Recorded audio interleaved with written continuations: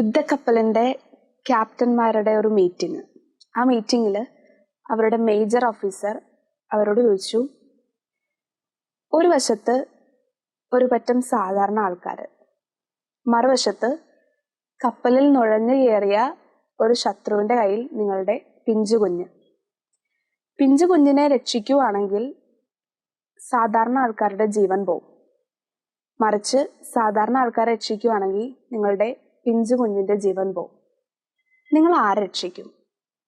സ്വാഭാവികമായിട്ടും എല്ലാ അപ്പന്മാരുടെ മറുപടി എൻ്റെ കുഞ്ഞിനെ രക്ഷിക്കുമെന്നാണ്. ഇന്നത്തെ സുവിശേഷത്തിൽ കർത്താവ് ഒരു മാസ് ഡയലോഗ് ഇറക്കുന്നുണ്ട്. തൻ്റെ ഏകജാതനെ നൽകാൻ തക്ക വിധം ദൈവം ലോകത്തെ അത്രമാത്രം സ്നേഹിച്ചു.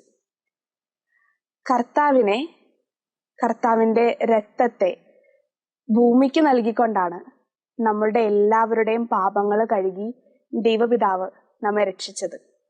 ഇന്ന് കുരിശിന്റെ പുകഴ്ചയുടെ തിരുനാളാണ്. ഏറ്റവും അപമാനമായ ഒരു കുരിശിനെ ചുമലിലേറ്റി കർത്താവ് ക്രിസ്തീയ സഭയ്ക്ക് അഭിമാനമായി തന്ന ഒരു ദിനം. അതുകൊണ്ട് തന്നെ ഇന്ന് നമ്മളുടെ കുഞ്ഞുങ്ങളുടെ ഇടയിൽ നോക്കുമ്പോൾ പള്ളി പോകാൻ, അതുപോലെ തന്നെ ക്രിസ്തീയ വിശ്വാസത്തിനെതിരായി നിരീശ്വരവാദത്തിന് പിന്നാലേക്ക് പോകുന്ന ഒരുപാട് കുഞ്ഞുങ്ങളുണ്ട്.